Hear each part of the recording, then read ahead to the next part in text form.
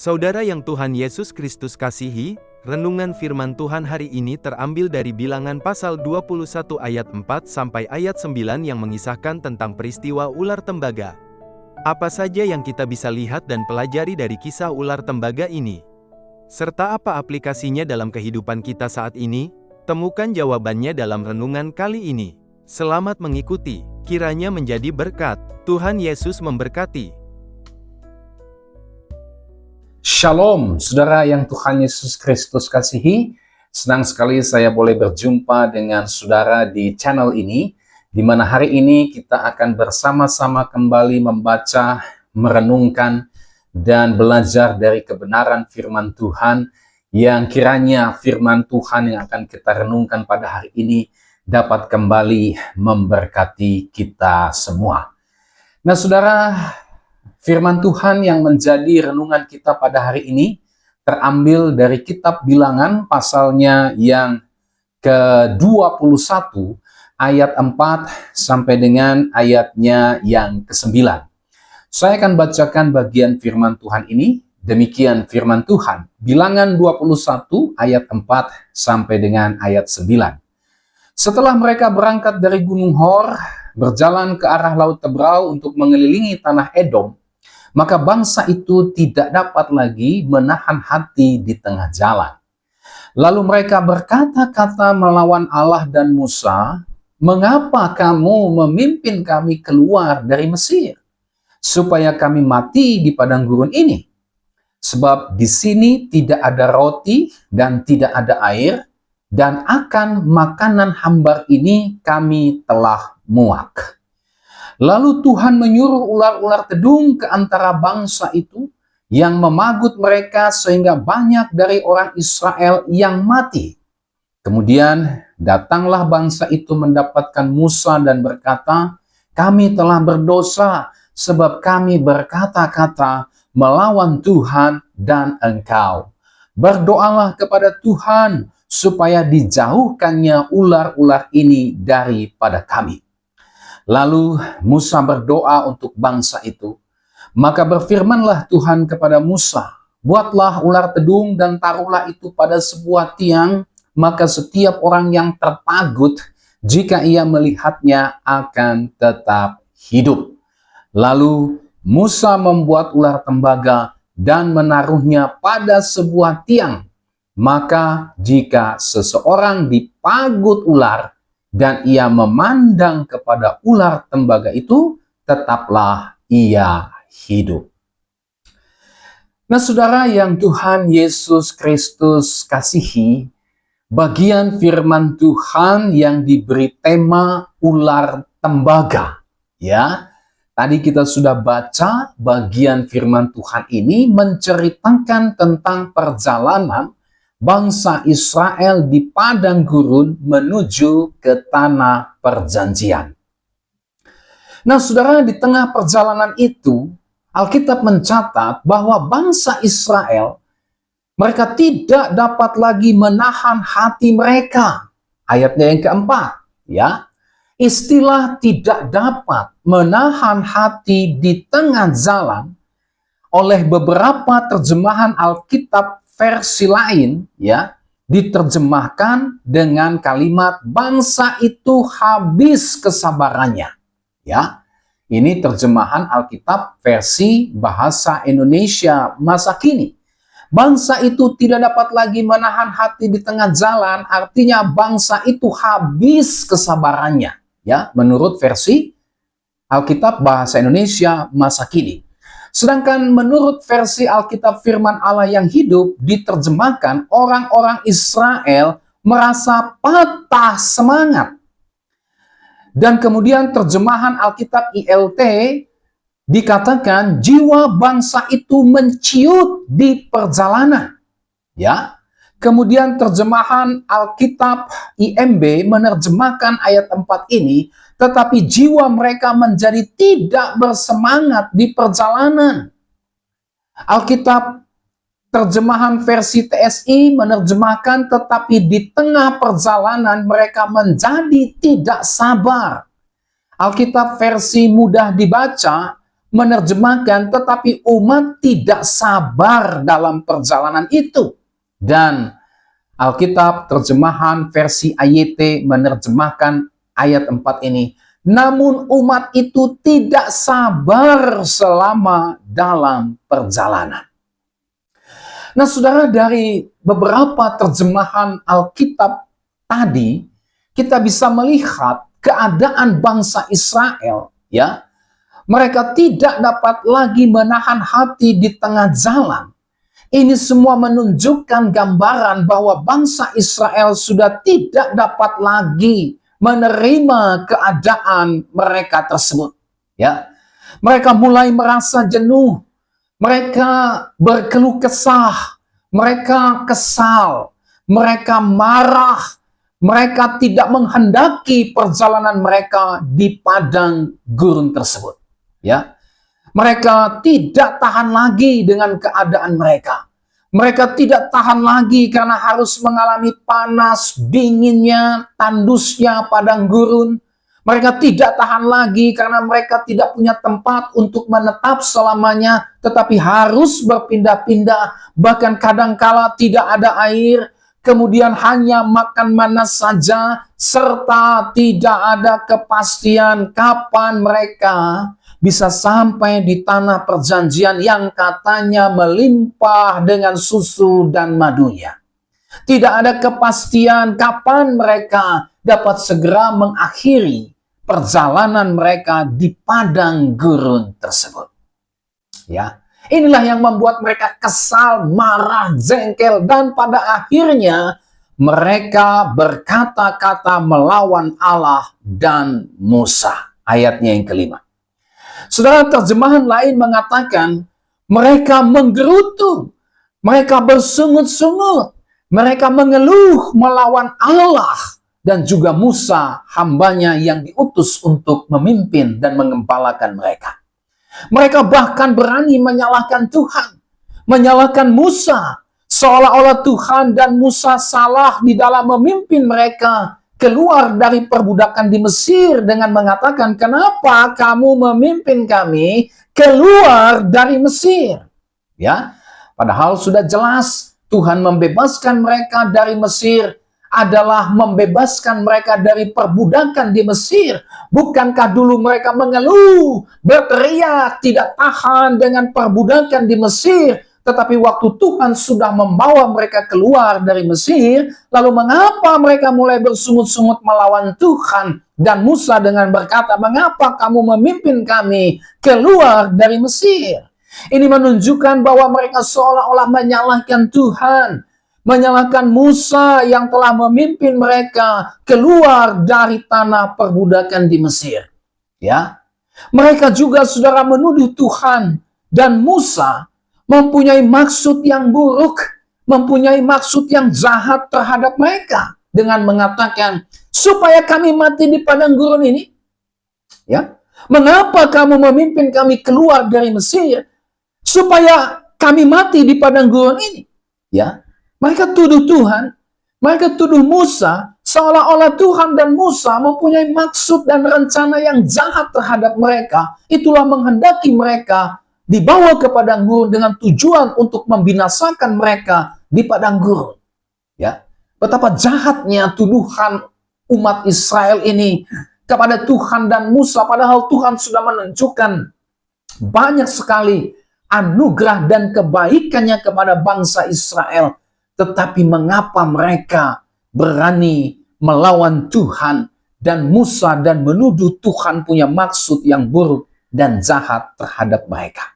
Ya, mereka meragukan, mengeluh, bahkan menghina atau menista pemeliharaan Tuhan atas perjalanan mereka tersebut dengan berkata, "Sebab di sini tidak ada roti dan tidak ada air, dan akan makanan hambar ini," maksudnya mana, ya, "kami telah muak." Ayatnya yang kelima. Ya. Nah, saudara yang Tuhan Yesus Kristus kasihi, inilah pemberontakan bangsa Israel kepada Tuhan. Ya, mereka bersungut-sungut kepada Tuhan, melawan Tuhan dan melawan Musa yang diutusnya untuk mengembalakan dan memimpin mereka ke tanah perjanjian yang Tuhan siapkan bagi mereka. Tetapi dalam perjalanan itu, mereka mulai mengeluh, mereka mulai menuduh Tuhan dengan hal-hal yang tidak patut, ya. Mereka seolah-olah menyalahkan Tuhan yang salah memimpin mereka ke padang gurun. Seharusnya Tuhan, kalau Engkau baik, Engkau harusnya memimpin kami ke jalan yang cepat menuju ke tanah perjanjian. Tapi mengapa Engkau Tuhan memimpin kami di padang gurun? Apakah supaya kami mati? Saudara, ini tuduhan yang sangat serius, yang sangat jahat, yang dilakukan oleh umat Israel kepada Tuhan. Padahal mereka melihat tidak ada sedikit pun kejahatan yang Tuhan perbuat kepada mereka. Justru mereka melihat banyak kebaikan Tuhan dalam kehidupan mereka. Tetapi mengapa mereka berani melawan Tuhan, memberontak kepada Tuhan? Nah, saudara yang Tuhan Yesus Kristus kasihi, ketika Tuhan mendengar semua sungut-sungut bangsa Israel yang melawan Tuhan dan hambanya Musa, Tuhan kemudian memberikan penghukuman kepada mereka. Tuhan menghukum bangsa itu dengan cara apa? Tuhan menghukum bangsa itu dengan cara menyuruh ular-ular tedung ke antara bangsa Israel itu yang memagut mereka, sehingga Alkitab mencatat banyak dari antara orang Israel yang mati. Ayatnya yang ke-6. Ya, pemberontakan mereka kepada Tuhan, perlawanan mereka kepada Tuhan diganjar dengan hukuman mati yang berasal daripada Tuhan, dengan cara Tuhan suruh ular-ular tedung itu untuk melaksanakan penghukuman bagi bangsa Israel yang melawan, yang bersungut-sungut, yang memberontak kepada Tuhan. Ya. Kemudian saudara, hukuman Tuhan tersebut rupanya membuat bangsa Israel menyadari akan dosa dan pemberontakan mereka terhadap Tuhan dan hambanya Musa. Dicatat dalam ayatnya yang ke-7. Ya, ketika mereka melihat Tuhan murka kepada mereka, ya, mereka kemudian sadar bahwa murka Tuhan ini terjadi oleh karena tindakan dan perilaku mereka yang telah berdosa kepada Tuhan. Kemudian mereka datang kepada Musa dan memohonkan pengampunan kepada Tuhan atas dosa dan pemberontakan mereka yang bersungut-sungut melawan Tuhan dan hambanya Musa, serta mereka memohon supaya Tuhan melepaskan mereka dari serangan ular-ular tedung yang mematikan tersebut. Ayatnya yang ke-7. Apa yang dilakukan Musa? Musa kemudian berdoa kepada Tuhan, memohon belas kasihan Tuhan, memohon pengampunan bagi bangsa itu. Ayatnya yang ke-7. Dan Allah yang penuh kasih karunia itu, Tuhan mendengarkan doa Musa untuk mengampuni bangsa itu. Dan Tuhan menunjukkan sebuah cara kepada mereka, supaya mereka semua pada akhirnya tidak mati binasa akibat sengatan ular-ular tedung tersebut. Itulah dengan membuat sebuah ular tembaga yang ditaruh pada sebuah tiang, dan Tuhan berkata setiap orang yang dipagut oleh ular tersebut datang dan memandang kepada ular tembaga tersebut, mereka dapat sembuh dan tetap hidup. Ayat 8 sampai dengan ayatnya yang ke-9. Musa mentaati apa yang diperintahkan Tuhan kepadanya. Dia membuat ular dari tembaga, lalu meletakkannya di atas semua tiang, dan berkata kepada semua orang Israel, setiap kamu yang ingin hidup, mari datang, pandanglah ular tembaga ini. Siapa yang memandang kepada ular tembaga ini, maka ia akan tetap hidup. Nah, saudaraku yang Tuhan Yesus Kristus kasihi, pelajaran apa yang kita bisa ambil dari bagian firman Tuhan ini? Ya, mari kita lihat pelajaran yang bisa kita ambil dari bagian firman Tuhan ini adalah yang pertama, belajar untuk bersyukur dengan keadaan yang Tuhan izinkan kita alami dalam kehidupan kita, seraya kita tetap tunduk, seraya kita tetap mengimani pimpinan Tuhan dalam keadaan kita tersebut. Ya, sekali lagi, belajar untuk bersyukur dengan setiap keadaan yang Tuhan izinkan kita alami dalam kehidupan kita, seraya kita tetap tunduk dan tetap percaya, tetap mengimani pimpinan Tuhan dalam berbagai keadaan apapun yang terjadi yang Tuhan izinkan dalam kehidupan kita.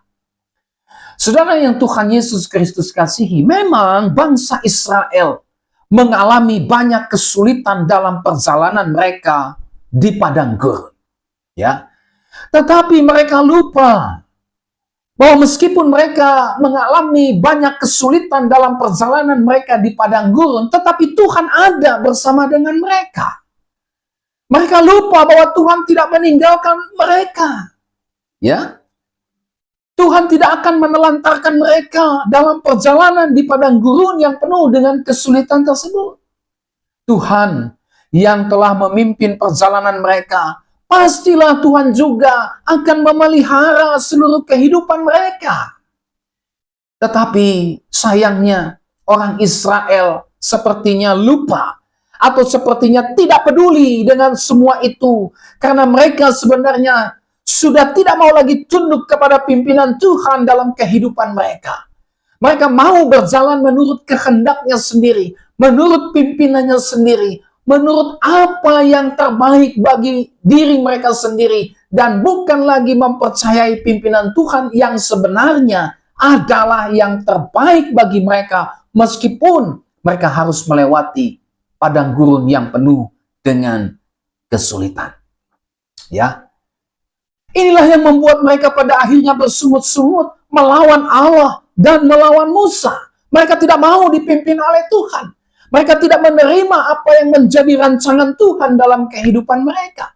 Mereka tidak suka dengan apa yang Tuhan izinkan terjadi dalam kehidupan mereka. Mereka tidak mau untuk taat kepada pimpinan Tuhan. Mereka hanya mau taat kepada pimpinannya sendiri. Apa yang terbaik bagi Tuhan, bagi mereka itu bukan yang terbaik. Itu sebabnya mereka bersungut-sungut melawan Tuhan, melawan Musa, pemimpin dan gembala mereka. Dan mereka ingin berjalan menurut keinginannya sendiri, terlepas daripada kehendak Tuhan. Mereka memberontak pada akhirnya kepada Tuhan dan tidak mau lagi tunduk, tidak mau lagi taat kepada pimpinan Tuhan dalam kehidupan mereka. Dan mereka tidak mau lagi percaya pimpinan dan pemeliharaan Tuhan, rencana dan janji Tuhan dalam kehidupan mereka. Saudara yang Tuhan Yesus Kristus kasihi, Tuhan memang bisa jadi mengizinkan keadaan yang sulit dan penuh pergumulan kita alami dalam perjalanan kehidupan kita. Ya. Tidak hanya situasi yang menyenangkan saja yang Tuhan karuniakan kepada kita, tetapi juga Tuhan juga sering mengizinkan keadaan yang sulit dan penuh pergumulan kita alami dalam perjalanan kehidupan kita. Kita pengkhotbah dengan tegas mengatakan, Ia yang memberikan hal yang baik, Ia juga memberikan hal yang buruk kita alami. Ini faktanya, saudara. Ya. Waktu Ayub diuji oleh Tuhan, ketika istrinya mengajak dia untuk murtad dari Tuhan, mengutuki Tuhan dan mati, apa jawab Ayub? Ya. Ayub berkata, apakah kita hanya mau menerima yang baik saja daripada Tuhan dan tidak mau menerima yang sulit?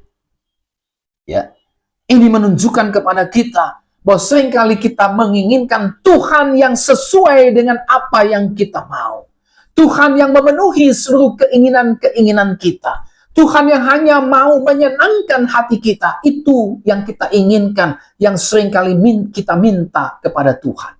Ya, kita menghendaki Tuhan yang demikian. Seharusnya kalau Tuhan itu baik, janganlah dia mengizinkan kesulitan, tantangan, persoalan dalam kehidupanku. Kalau memang Tuhan itu baik, seharusnya dia tidak membiarkan aku sakit. Dia tidak membiarkan aku mengalami krisis ekonomi. Dia tidak membiarkan aku mengalami krisis dalam rumah tanggaku. Dia tidak membiarkan aku berhadapan dengan godaan dosa yang membuat aku jatuh dalam dosa. Dia seharusnya tidak membiarkan aku mengalami berbagai macam situasi dan kondisi yang tidak aku kehendaki. Kalau Tuhan itu baik, seharusnya Tuhan memberikan yang terbaik kepadaku. Jalan yang mulus, bukan jalan yang berliku, penuh onak dan duri, mendaki, terjal, dan seterusnya. Ini yang seringkali terjadi dalam kehidupan kita. Inilah yang juga dipikirkan oleh bangsa Israel. Sehingga puncaknya mereka memberontak kepada Tuhan. Mereka melawan Tuhan, tidak mau tunduk kepada apa yang menjadi pimpinan Tuhan. Tidak mau mencari apa maksud dan kehendak Tuhan di balik setiap keadaan sulit yang Tuhan izinkan terjadi dalam kehidupan mereka. Demikian pula dengan kita, saudara. Tuhan seringkali juga mengizinkan keadaan yang sulit dan penuh pergumulan kita alami dalam perjalanan kehidupan kita. Ini fakta. Jangan kita berpikir bahwa ikut Tuhan pasti akan senang. Ikut Tuhan tidak akan ada tantangan dan pergumulan. Tidak, Tuhan tidak berjanji seperti itu. Bahkan Tuhan Yesus dengan tegas berkata, siapa yang mau mengikut aku, kata Tuhan Yesus, dia harus sangkal dirinya, pikul salibnya setiap hari. Bayangkan itu, saudara. Pikul salib dan mengikut aku. Ya, Tuhan tidak pernah janji jalan kehidupan kita akan mulus seperti jalan tol. Tidak. Bahkan Tuhan sendiri berkata, Dia akan memimpin kita dalam seluruh apapun situasi dan kehidupan kita. Bahkan Tuhan pun mengizinkan keadaan yang sulit dan penuh pergumulan kita alami dalam perjalanan kehidupan kita. Nah, disinilah kita perlu belajar. Belajar untuk percaya bahwa tentu saja ada maksud dan rencana Tuhan di balik semua itu. Kita perlu belajar percaya bahwa Tuhan tidak pernah merancangkan yang jahat, tidak pernah merancangkan yang buruk dalam kehidupan kita. Ini yang harus kita perhatikan. Ini yang harus kita belajar ketika mengikut Tuhan. Ketika Tuhan mengizinkan keadaan yang sulit dan penuh pergumulan kita alami dalam perjalanan kehidupan kita. Ya, daripada kita bersungut-sungut melawan Tuhan, lebih baik kita belajar. Belajar untuk mencari maksud dan pimpinan Tuhan di balik semua pergumulan yang kita alami tersebut. Kenapa? Karena Tuhan pasti punya maksud dan rencananya ketika Dia mengizinkan pergumulan terjadi, kesulitan kita alami dalam kehidupan kita. Tuhan punya maksud, Tuhan punya rencana, dan itu sebabnya kita perlu belajar dengan rendah hati, memohon petunjuk dan hikmat daripada Tuhan untuk belajar mengetahui apa sih Tuhan, maksud dan rencanamu di tengah-tengah situasi dan kondisi yang aku alami saat ini. Secara khusus di tengah-tengah situasi dan kondisi yang sulit yang aku alami saat ini. Belajar untuk mencari maksud dan kehendak Tuhan. Kenapa? Tuhan punya maksud. Tuhan punya rencana di balik setiap tantangan, persoalan, kesulitan hidup yang kita alami. Ya, bisa jadi, saudara, Tuhan mengizinkan pergumulan kita alami dalam kehidupan kita untuk mengajar kita bersabar. Ya, Tuhan mau mengajar kita bersabar. Tuhan izinkan kesulitan, tantangan, pergumulan, bahkan doa yang belum dijawab untuk bersabar. Sabar, diajar kita untuk bersabar. Salah satu dari buah roh adalah kesabaran, sabar. Atau Tuhan juga mau mengajar kita untuk senantiasa mengucap syukur. Ya, Tuhan ingin tahu apakah kita selama ini mengucap syukur kepada Tuhan ketika segala sesuatunya tersedia. Ketika segala sesuatunya ada. Ketika segala sesuatunya berjalan sesuai dengan kehendak kita. Tuhan mau lihat, apakah dalam keadaan itu saja kamu mau bersyukur kepadaku? Ataukah di tengah-tengah segala sesuatunya hilang, bisakah kamu masih mengucap syukur kepadaku? Bisa jadi Tuhan izinkan itu. Mengajar kita untuk mengucap syukur dalam segala hal. Ya, Paulus katakan, aku tahu apa itu kelimpahan, aku tahu apa itu kekurangan. Segala perkara dapat kutanggung di dalam Dia yang memberi kekuatan kepadaku. Ya, dalam kelimpahan mengucap syukur, dalam kekurangan mengucap syukur, dalam kehilangan mengucap syukur, dalam duka cita mengucap syukur. Tuhan izinkan keadaan yang sulit untuk mengajar kita apa arti ucapan syukur yang sejati. Ya. Atau mungkin saja Tuhan mengajar kita untuk menaruh pengharapan kita kepada Tuhan. Hanya kepada Tuhan.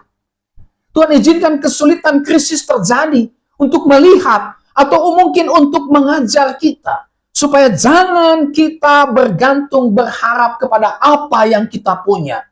Tetapi tetap hanya bergantung dan berharap kepada Tuhan. Ya, Tuhan izinkan mungkin kita mengalami krisis pekerjaan.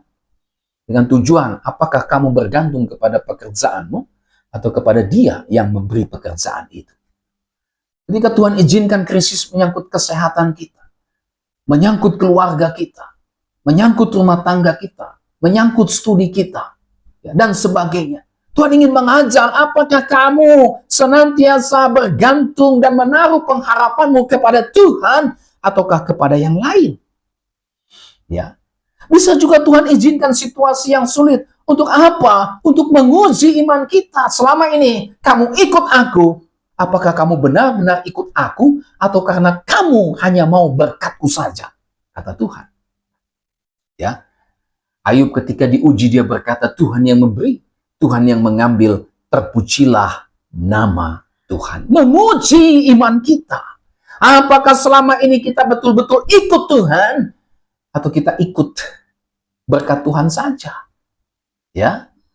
Atau Tuhan juga mengizinkan situasi, keadaan yang sulit kita alami untuk mengajar kita, ya.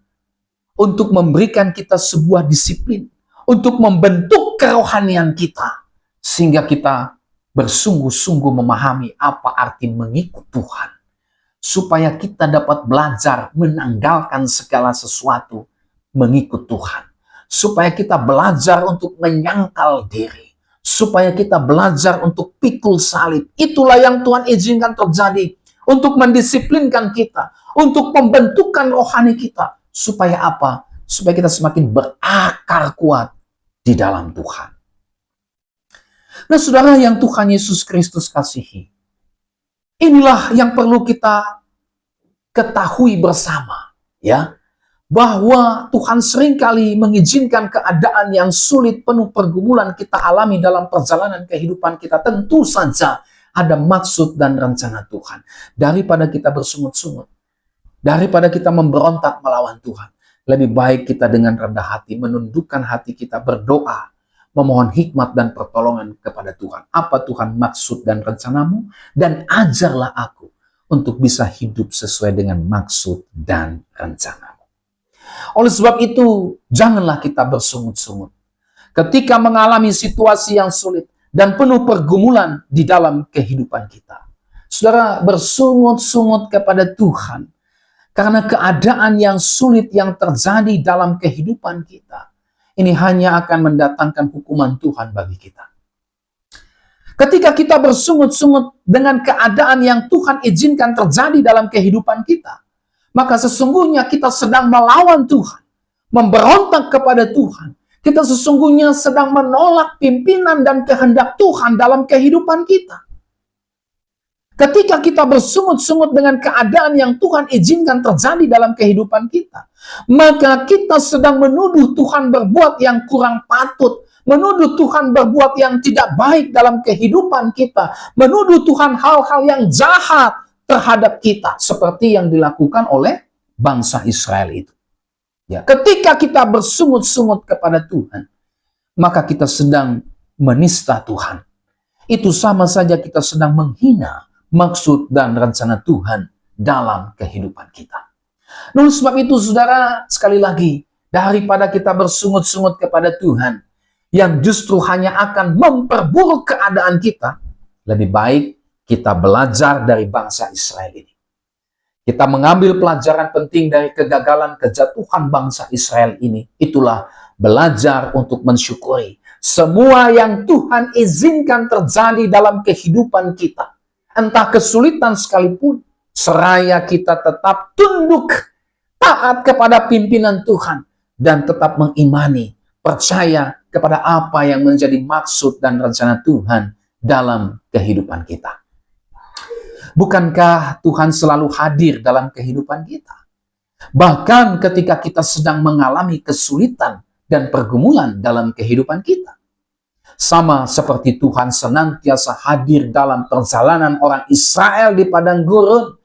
Meskipun mereka tidak mau percaya kepada Tuhan. Bukankah di tengah-tengah kesulitan dan pergumulan hidup yang kita alami, Tuhan ada di sana. Kita bisa berdoa kepada Tuhan, memohon pertolongan dan kekuatan daripada Tuhan. Daripada kita bersungut-sungut yang hanya akan memperburuk keadaan kita, lebih baik kita belajar untuk mensyukuri semua yang Tuhan izinkan terjadi dalam kehidupan kita. Karena Tuhan tidak pernah merancangkan yang jahat kepada kita.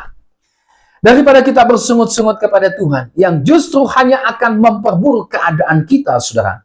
Lebih baik kita tetap belajar untuk bersyukur kepada Tuhan, seraya terus mengimani pemeliharaan Tuhan dalam kehidupan kita, dan kita tetap menantikan dengan setia dan sabar janji Tuhan digenapi di dalam kehidupan kita. Mulai hari ini, mari kita berhenti untuk bersungut-sungut. Jangan mengomel, jangan menyalahkan keadaan, apalagi menyalahkan Tuhan. Berhenti untuk bersungut-sungut. Karena bersungut-sungut adalah sebuah perbuatan dosa di hadapan Tuhan. Mari kita belajar untuk senantiasa mengucap syukur dengan apapun yang Tuhan izinkan dan Tuhan karuniakan di dalam kehidupan kita, seraya kita terus setia, seraya kita terus tunduk kepada pimpinan Tuhan dalam kehidupan kita. Inilah pelajaran pertama yang kita bisa ambil dari bagian firman Tuhan ini. Pelajaran yang kedua yang kita bisa ambil dari bagian firman Tuhan ini adalah Tuhan menyediakan keselamatan dari dosa melalui dan di dalam Tuhan Yesus Kristus. Sekali lagi, Tuhan sediakan keselamatan bagi setiap orang berdosa, itulah melalui dan di dalam Tuhan Yesus Kristus. Saudara yang Tuhan Yesus Kristus kasihi, menarik sekali solusi yang Tuhan berikan kepada orang Israel agar mereka bisa selamat dari kematian akibat serangan ular-ular tedung itu. Itulah dengan menyuruh Musa untuk membuat ular tembaga dan menaruhnya di atas tiang. Dan setiap orang yang melihat dan memandang kepada ular tembaga tersebut dapat tetap selamat dan hidup. Mengapa Tuhan menyuruh Musa untuk melakukan hal ini? Ya, tentu ada maksud dan rencana Tuhan, bukan? Kita bisa menemukan bahwa rupanya ular tembaga tersebut merupakan gambaran dari kematian Tuhan Yesus Kristus untuk menyelamatkan orang yang berdosa. Ya, memang saudara di dalam Alkitab pernah dicatat orang Israel pernah jatuh ke dalam dosa dengan menjadikan ular tembaga itu sebagai berhala. Ya, 2 Raja-Raja 18 ayat 4 dicatat kisah itu. Ya, ular tembaga yang diberikan oleh Musa itu saudara dijadikan berhala oleh bangsa Israel. Mereka telah keliru di dalam memahami ular tembaga tersebut dengan menjadikannya sebagai sebuah penyembahan berhala.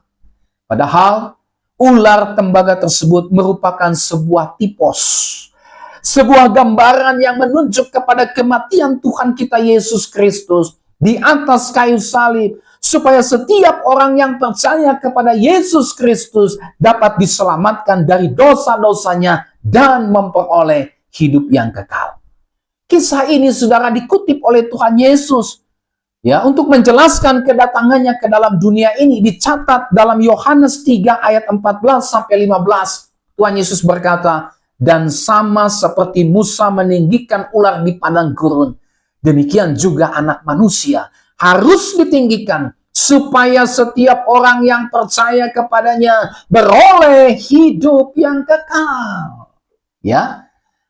Ini tipos, ini gambaran kepada Kristus yang mati di atas kayu salib untuk penebusan pengampunan dosa-dosa orang berdosa yang percaya kepadanya, sehingga mereka tidak binasa melainkan beroleh hidup yang kekal.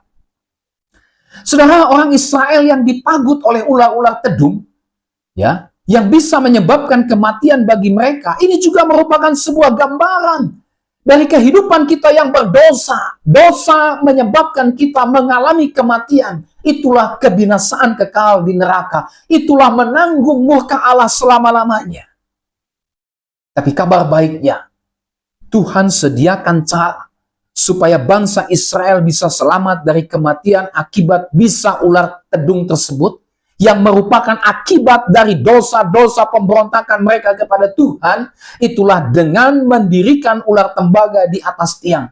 Dan setiap orang Israel yang menyadari dosanya, yang mau bertobat dan memandang kepada ular tembaga tersebut, dia dapat selamat dari kematian akibat bisa sengat ular tedung dosa tersebut, dan mereka pada akhirnya dapat tetap hidup. Ini semua adalah gambaran dari Allah yang menyediakan caranya supaya setiap kita dapat selamat dari kematian atau kebinasaan kekal akibat sengat dosa sebagai akibat dari keberdosaan kita. Tuhan mengutus Tuhan Yesus Kristus mati tergantung di atas kayu salib. Sehingga setiap kita yang bertobat dan menyadari dosa-dosanya, datang kepada Kristus, memandang kepada Kristus, dan mengimani bahwa hanya di dalam Yesus sajalah bisa mendapatkan pengampunan, ya, memandang kepada Yesus dan percaya kepada Yesus bahwa di dalam Dia ada pengampunan dosa, orang itu dapat selamat dari kuasa dosa, dari kutuk dosa, itulah kematian kekal. Dan kepada mereka yang mau bertobat, percaya dan memandang kepada Kristus satu-satunya juru selamat orang berdosa itu, maka dia akan memperoleh hidup yang kekal. Nah, oleh sebab itu, saudara yang Tuhan Yesus Kristus kasihi, marilah kita bertobat dari dosa-dosa kita dan datang hanya kepada Yesus Kristus. Kenapa? Ya karena Yesus Kristus satu-satunya cara yang Tuhan sediakan bagi pengampunan dosa kita dan juga bagi keselamatan kekal kita. Bagi setiap kita yang menyadari dosa-dosanya dan mau bertobat serta percaya kepada Yesus, memandang kepada Yesus Kristus yang telah disediakan Allah untuk pengampunan dosa dan kehidupan kekalnya. Ketika dia percaya dan memandang kepada Yesus, maka dia akan diselamatkan dari kuasa dan kutuk dosa. Itulah kematian kekal, serta akan memperoleh hidup yang kekal bersama dengan Allah. Jalan keluar dari dosa-dosa kita adalah dengan bertobat, percaya, dan memandang kepada Tuhan Yesus Kristus. Sehingga kita dapat diselamatkan dari kuasa dosa, dari kutuk dosa, dan memperoleh hidup yang kekal.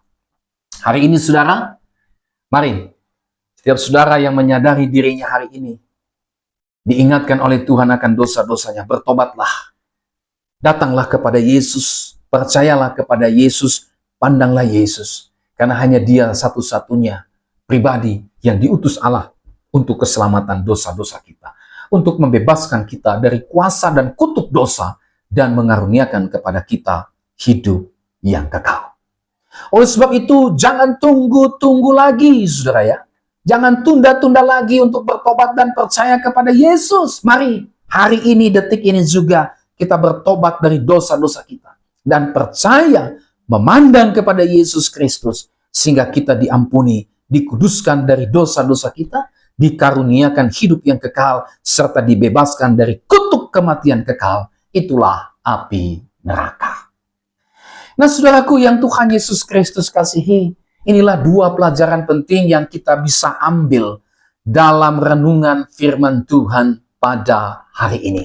Kiranya kita semua dibaharui oleh firman Tuhan hari ini, dan kiranya dua hal ini, dua pelajaran penting yang kita sudah lihat, yang sudah kita pelajari dari bagian firman Tuhan ini, dua berkat rohani yang Tuhan berikan kepada kita melalui firman-Nya ini, kiranya ada dalam kehidupan kita.